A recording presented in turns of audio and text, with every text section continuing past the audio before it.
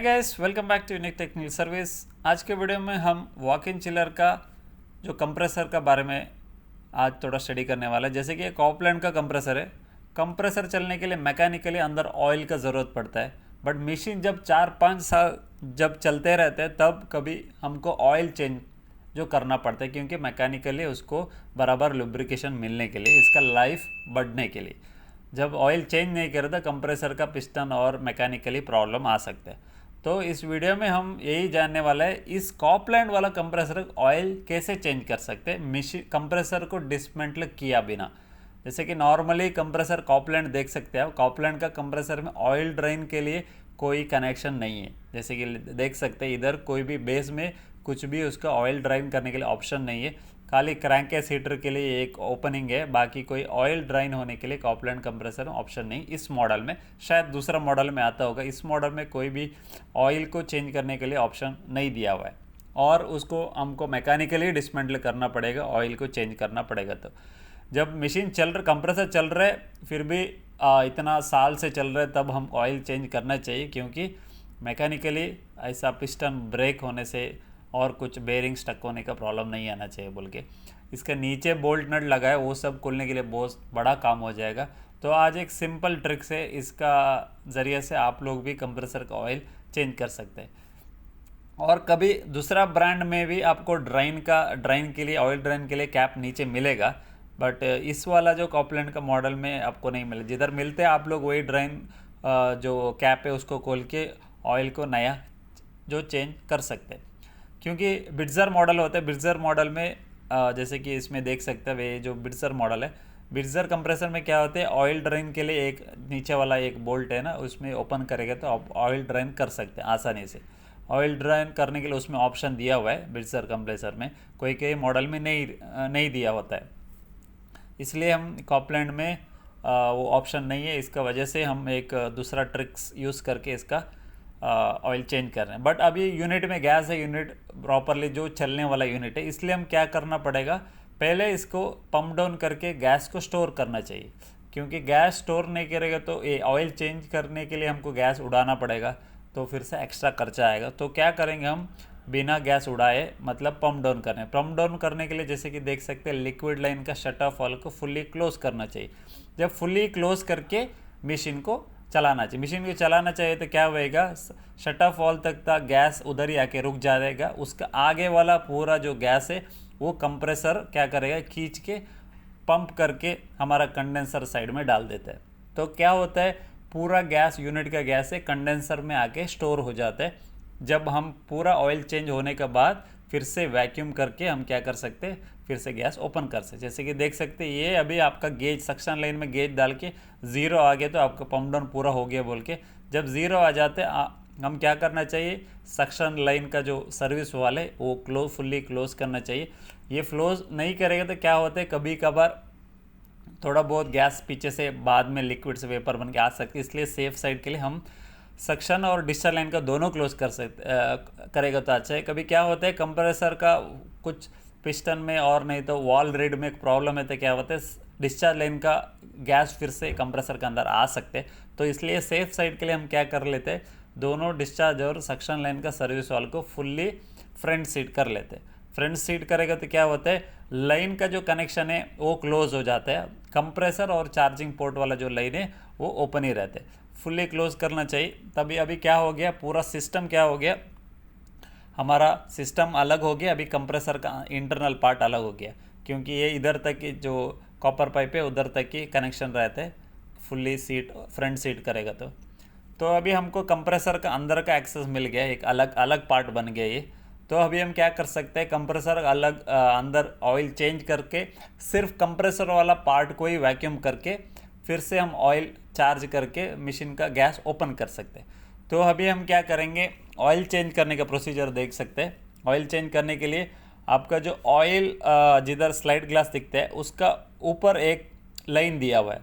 जैसे कि ये ऑयल प्रेशर का गेज यूज़ करना है तो ये वाला यूज़ कर सकते हैं। जैसे कि इसमें ओपन करें तो कोई अंदर से ऑयल भी नहीं आता है और गैस भी नहीं, क्योंकि गैस ऑलरेडी पंप डाउन कर चुके हैं हम लोग। इधर एक पोर्ट एक्सेस है, इसमें क्या करेंगे हम, ये वाला जो कनेक्शन से हम लोग ऑयल निकलना चाहिए। जैसे कि एक प्लास्टिक का ट्यूब है छोटा सा, वो जो चार्जिंग पोर्ट में अंदर जाने वाला साइज से पतला वाला एक प्लास्टिक का ट्यूब लेना चाहिए, उसको ऑयल ड्राइन करने के लिए यूज़ करता है हम लोग। जैसे कि ये वाला जो प्लास्टिक का जो ट्यूब है इसको इसका अंदर इंसर्ट करना चाहिए। ये इंसर्ट करने के क्या होता है, ये अंदर जाके हमारा क्रैंक केस में जाके बैठ जाता है। तो उसका हम दूसरा एंड जो होता है उसमें कोई भी एक कंटेनर रख के उसमें हम ऑयल को निकालना चाहिए। उसका अंदर जितना मतलब अंदाजे से डालना चाहिए क्रैंक केस में जाके वो बैठने के लिए।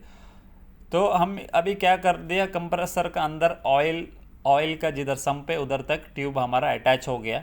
तो अभी हम क्या करना चाहिए, ऑयल बाहर निकालने के लिए।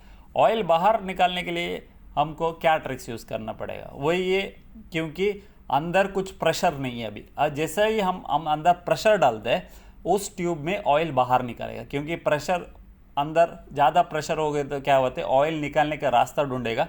ये ट्यूब ऑयल का अंदर है, इसका वजह से क्या होता है, ऑयल बाहर निकलते हैं। जैसे कि आप लोग सक्शन लाइन का जो चार्जिंग लाइन कनेक्ट है और हम मैनिफोल्ड गेज से क्या करेंगे, जो बीच वाला लाइन से सिलेंडर में कनेक्ट करेंगे। कौन सा सिलेंडर पे कनेक्ट करना चाहिए, जो यूनिट में यूज़ किया R22 है तो R22 वही गैस यूज़ करना चाहिए, दूसरा कोई गैस नहीं तो हम लोग क्या कर सकते, नाइट्रोजन यूज़ कर सकते। नाइट्रोजन नहीं तो सेम जो यूनिट में गैस है वही यूज़ करना चाहिए। ये यूनिट R22 का है, इसलिए हम क्या करेंगे, R22 वाला गैस सिलेंडर यूज़ करके उसमें चार्जिंग कनेक्ट कर लेते हैं। कनेक्ट करने के बाद हमको क्या करना पड़ा, अभी थोड़ा सा प्रेशर देना है, थोड़ा मतलब एक 10 PSI 15-20 PSI तक प्रेशर डालना चाहिए। प्रेशर डालने के टाइम में हम लोग नीचे वाला जो प्लास्टिक का ट्यूब है उसको कुछ कपड़ा नहीं तो टिश्यू से होल्ड करना चाहिए, थोड़ा सा प्रेशर ओपन करना चाहिए और इसको मेंटेन करते रहना चाहिए, नहीं तो कभी कभी प्रेशर ज़्यादा हो जाता है। तब उसको मेंटेन करने के टाइम क्या होता है, ये प्लास्टिक का ट्यूब अभी देख सकते हैं आप, इसका अंदर से अभी कंप्रेसर का अंदर से ये ऑयल बाहर निकल रहा है। जैसे हम उधर प्रेशर दबा रहे, प्रेशर जैसा दबता है ऑयल बाहर निकलता है। ये सिंपल मेथड है आप ऑयल चेंज करने के लिए बिना कंप्रेसर को डिसमेंटल किए। अभी देख सकते हैं इसमें से ऑयल निकल रहा है, हमने कुछ किया नहीं, सिर्फ अंदर थोड़ा प्रेशर डाला कंप्रेसर का अंदर, मतलब वो जो गैस का प्रेशर है और कोई लाइन में नहीं जा रहा है, क्योंकि हम सक्शन और डिस्चार्ज को सर्विस वाल्व को पूरा क्लोज किया। जितना है सिर्फ कंप्रेसर का अंदर थोड़ा सा प्रेशर है, उस प्रेशर का वजह से वो जो ट्यूब का अंदर से ऐसे ही जो ऑयल बाहर निकलेगा, धीरे धीरे निकलेगा, क्योंकि ज़्यादा प्रेशर करेंगे तो प्लास्टिक का ट्यूब है ये पूरा हिल जाएगा, तो धीरे धीरे निकलना चाहिए। जैसे कि अभी एक 500 जो ml का जो टिन है, तो ऐसा वाला हम इसका जो कंप्रेसर का मॉडल होता है उस मॉडल नंबर गूगल में आप जो सर्च करके ऑयल क्वांटिटी ले सकते हैं। जैसे कि 500 ml है, आप दूसरा कंटेनर में डाल सकते हैं और कितना निकाला बोल के हमने मेजर करना चाहिए। जैसे कि अभी एक डाला 500 ml डाला, फिर ऐसे ही रख के फिर से प्रेशर डाल के निकालना चाहिए। जैसे निकलते निकलते हम वो उसका क्वांटिटी लिखना चाहिए। अभी और एक 500 ml हो गया, आपको मालूम होने के लिए मैं थोड़ा फास्ट में कर रहा हूँ। जैसे कि ये दूसरा 500 ml मतलब एक 1 लीटर हो गया। इस मॉडल नंबर का हिसाब से कितना है उससे थोड़ा कम डालना चाहिए, क्योंकि जब कंप्रेसर चलता है लाइन के अंदर भी थोड़ा ऑयल गया होगा, तो फिर से हम कंप्रेसर का एग्जैक्ट क्वांटिटी डालेंगे तो वो ऑयल लाइन के अंदर ज़्यादा हो सकते हैं, तो इसलिए थोड़ा सा कम डालना चाहिए। पहले जितना कंप्रेसर का मॉडल नंबर के हिसाब से मिलता है उससे थोड़ा कम डालने से हमको ये प्रॉब्लम नहीं होगा। वो मॉडल नंबर देख के डालना है, क्योंकि हमारा मर्ज़ी से थोड़ा ओवर चार्ज हो गए तो क्या होएगा, वो लाइन के अंदर गैस चला जाएगा, फिर आपको कूलिंग का इश्यूज आ सकते हैं। तो इसलिए हमें 1 लीटर के बाद फिर भी निकल रहे, और गैस जितना गैस आता है वो निकलना चाहिए। और कोई कोई लोग बोल सकते हैं अभी कंप्रेसर के अंदर का पूरा ऑयल नहीं निकलेगा बोल के, नहीं निकलेगा बट मैक्सिमम निकलेगा, क्योंकि जैसे प्रेशर आएगा उसमें से निकल रहे। अभी देख सके अभी 250 ml हो गया, मतलब हम लोग 3 बार निकाला, मतलब 1.5 लीटर से प्लस 250 मतलब 1 लीटर 750 ml हो गया। ये लगता है 2 लीटर का कंप्रेसर है, तो हम इतना निकाल दिए मैक्सिमम है। अभी कंप्रेसर के अंदर कोई भी ऑयल नहीं है, कोई मतलब थोड़ा सा नीचे हो सकते हैं, क्योंकि ये ट्यूब का वजह से पूरा तो नहीं निकलेगा, बट कुछ भी नहीं करने से बस ये तो कर सकते, क्योंकि 95% का ऑयल तो निकाल सकते हैं हम। नया फ्रेश ऑयल डालेगा तो वो फिर से कंप्रेसर का एफिशिएंसी तो बढ़ जाएगा। नहीं तो कंप्रेसर पूरा निकालना पड़ेगा, वो बहुत बड़ा काम हो जाता है। जब ऐसा वाला ये वाला ट्रिक्स आप यूज़ करके आप सिंपली ऑयल को निकाल सकते हैं। अभी ऑयल तो निकल गया, नेक्स्ट टास्क क्या है, ऑयल वापस डालना है। जैसे कि ऑयल डालने के लिए मैं दो तरीका यूज़ करता हूँ। एक तो वैक्यूम कर लेता हूँ कंप्रेसर का अंदर, सिर्फ कंप्रेसर का अंदर वैक्यूम कर रहे हैं अभी, क्योंकि लाइन तो क्लोज है, खाली कंप्रेसर ही वैक्यूम हो रहा है। तो कंप्रेसर वैक्यूम होने के बाद क्या करना पड़ेगा, आप लोग जो वैक्यूम पंप को क्लोज करके उसका जो, जैसे अभी वैक्यूम पंप का जो कनेक्ट वाला लाइन है ना, वो लाइन को निकाल के ऑयल का अंदर डिप करना चाहिए। जैसे कि ये कंप्रेसर का ऑयल है, 4GS ऑयल है, ये लाइन निकाल के इसके अंदर डाल के फिर से चार्जिंग लाइन, जैसे मैनीफोल्ड गेज है उसमें वॉल ओपन करेगा तो क्या होता है, ये वैक्यूम से खींचना स्टार्ट हो जाता है अंदर, क्योंकि कंप्रेसर के अंदर कुछ हवा नहीं है, इधर ऑयल के अंदर डिप है। जैसे हम बाहर निकाला उसका उल्टा प्रोसीजर, जैसे उधर प्रेशर डाल के बाहर निकाला, अभी वैक्यूम करके वापस डाल रहा है। ये एक प्रोसीजर होता है। दूसरा प्रोसीजर है, आपको एक ऐसा वाला पंप चाहिए, ऑयल पंप बोलते हैं इसको, हैंडल है इसको, ऊपर से हैंडल से आप ऑयल पंप करके सीधा अंदर डाल सकते हैं। अभी पहले वैक्यूम करने का ज़रूरत नहीं, बाद में वैक्यूम, ऑयल डालने के बाद एक बार कंप्रेसर के अंदर वैक्यूम कर सकते हैं। बट ये क्या होते हैं, आपको क्वांटिटी कम है, जब वो वैक्यूम वाला प्रोसीजर आप लोग यूज़ कर सकते हैं।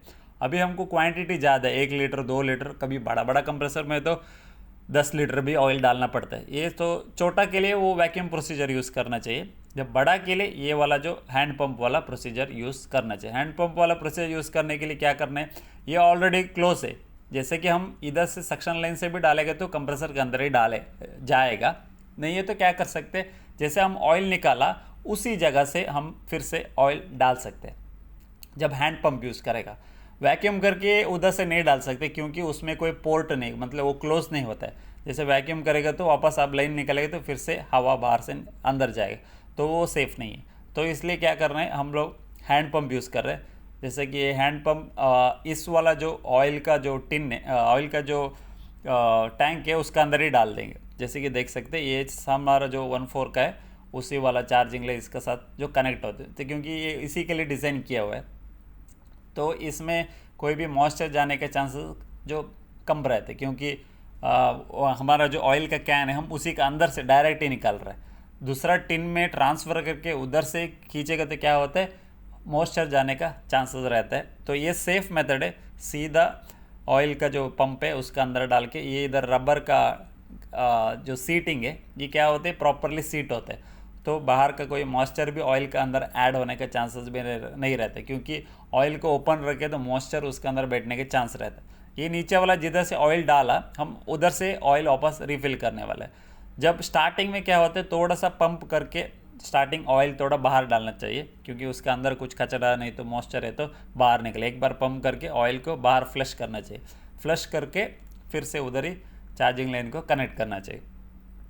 ये फ्लश करना ज़रूरी है, क्योंकि अंदर कुछ भी हो सकता है, और कोई ड्राइन फ्लश करने के लिए यूज़ किया तो पानी भी अंदर हो सकते हैं। सो इसलिए चार्जिंग लाइन को कोई ड्राइन लाइन में कोई यूज़ नहीं करना चाहिए। इमरजेंसी में एसी वाला लोग फ्लश करने के लिए यूज़ करते हैं, बट चार्जिंग लाइन कभी भी गैस के लिए यूज़ करना चाहिए।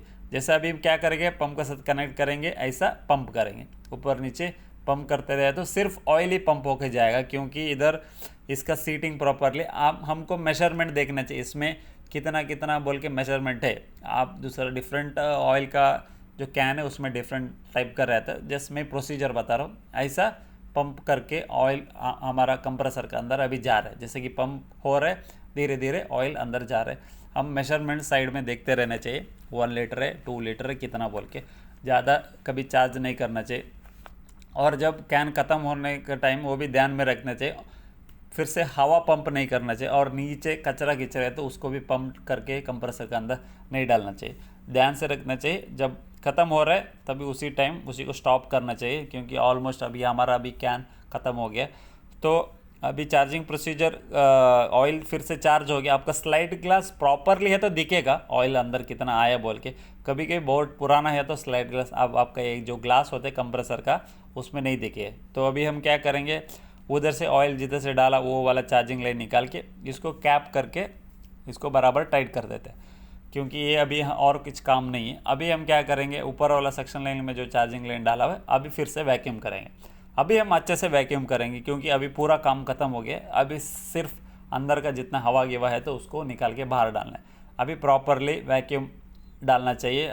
गेज में चेक कर सकते हो उसका, हमारा वैक्यूम का पूरा होने तक -30 GS आने तक वेट करना चाहिए। ये प्रोसीजर अलग अलग कंप्रेसर में अलग अलग टाइप हो सकते हैं, बट ये हैंड पंप वाला जो प्रोसीजर है मैक्सिमम कंप्रेसर में ये जो यूज़ किया जाता है। पूरा जगह में कोई भी लीक गी के चेक करना चाहिए, क्योंकि हवा प्रॉपरली वैक्यूम होना चाहिए। अभी क्योंकि वैक्यूम होने के टाइम डिस्चार्ज और सक्शन लाइन पूरा क्लोज है, बाकी जगह में तो गैस है, अभी सिर्फ कंप्रेसर का अंदर नहीं है। अभी देख सकते हैं वैक्यूम पूरा हो गया। मैनीफोल्ड गेज को क्लोज कर लेते हैं। क्लोज करने के बाद अभी हमारा ऑयल का रिमूवल काम हो गया, ऑयल फिर से चार्जिंग काम भी हो गया, अभी वैक्यूम भी हो गया। मतलब अभी सिस्टम फुल्ली ओके, कुछ इसमें बचा नहीं है अभी काम। अभी क्या कर रहा है, अभी हम नेक्स्ट क्या करेंगे बोलेगा तो अभी ऑयल जब कंप्रेसर का अंदर कभी कुछ भी नहीं, वैक्यूम हो गया, अभी दूसरा जो लाइन में जो गैस है उसको ओपन करेंगे। जैसे कि पहले हम सक्शन और डिस्चार्ज को ओपन कर लेते हैं, लिक्विड लाइन को लास्ट में ओपन कर लेते हैं, क्योंकि ये जब कंप्रेसर स्टार्ट होते हैं फिर से कंप्रेसर गैस खींचना स्टार्ट हो जाता है। तो ये वाला जो सक्शन डिस्चार्ज क्लोज करने वाला जो है वो ज़रूरत बोल के नहीं है, क्योंकि कंप्रेसर आपका प्रॉपरली है, नहीं तो सर्विस वाल्व प्रॉपरली है, कोई भी मतलब डिस्चार्ज हुआ वाला गैस फिर से कंप्रेसर के अंदर नहीं आएगा। क्योंकि एक बार कंप्रेसर से गैस डिस्चार्ज होते हैं वो कंप्रेसर के अंदर रिटर्न नहीं आना चाहिए, कंप्रेसर सही है तो। बट सेफ्टी के लिए क्या कर लेते हैं, हम लोग डिस्चार्ज और सक्शन लाइन को दोनों क्लोज करके रख लेते हैं, क्योंकि अगर फिर से उधर से गैस आते रहता हम इधर ऑयल चेंज करने का प्रोसीजर ख़राब हो जाएगा, तो वो सेफ़ नहीं है।